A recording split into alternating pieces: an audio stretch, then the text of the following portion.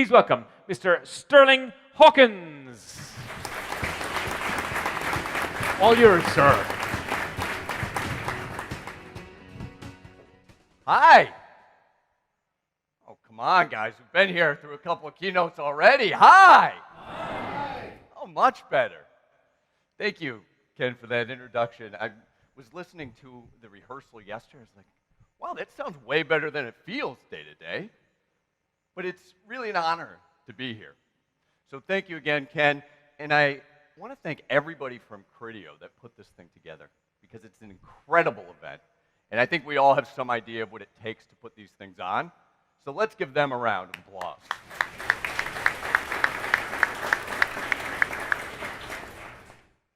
I also want to thank you guys, because I realize it takes something to step out of the office, to write your emails on a smaller screen, right?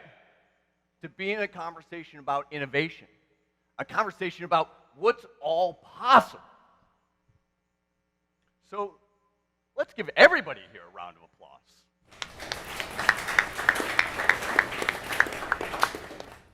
So let's have some fun today, yes? Yes? Yes. Yeah, oh, okay. We'll keep warming it up throughout the rest of the morning. How's that sound? Good. There's just so much happening today. New technology comes and goes faster than ever before. And right now, literally right now, is the slowest pace of change we will ever see again in our entire lives. It's only going to accelerate from here. And it's hard enough as retail marketers to keep track of all this stuff, much less keep up. And as retailers, it's easy to sink into the technologies and the tools and the trends, thinking that it's those things that is going to be the next source of growth. Things like, 5G's coming out this year. As soon as we get across the country, then. Or, have you heard about this virtual reality stuff? When we get headsets on everybody, then we're going to transform, right? It's the technologies, and don't get me wrong, they play a part. They might even be the main part, but we can't lose sight of why we're here, to meet the needs of human beings. Human beings just like us. And unlike the blur of technology, what motivates us as human beings is something much more fundamental, something much more universal and consistent over time. What motivates us is a desire for new and engaging experiences, positive interactions with the world around us.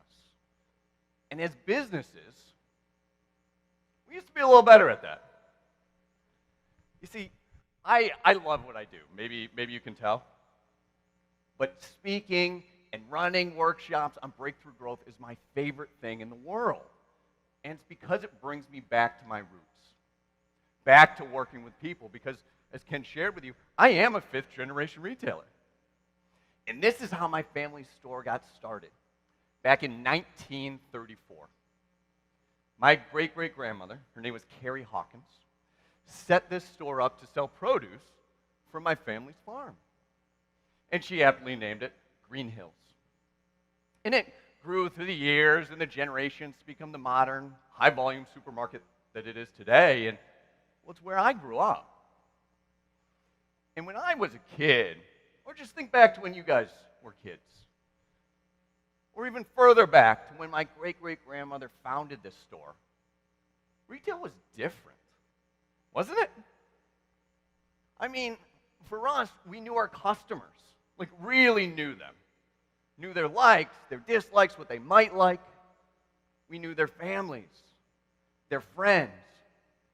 We could even extend credit on a wave. Hey, we'll see you next week, and actually know we're going to see them next week.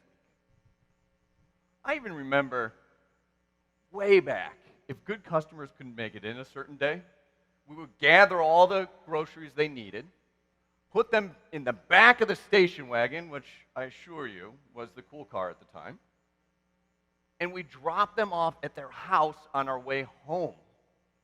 And that was before delivery was a thing, because it's kind of a thing now, right? But we did that because we met the needs of our customers. We met the needs of human beings within our community. And a lot has changed since then. So much has changed. I mean, in this age of the all-consuming mobile device and ever-changing technologies, it's still about us.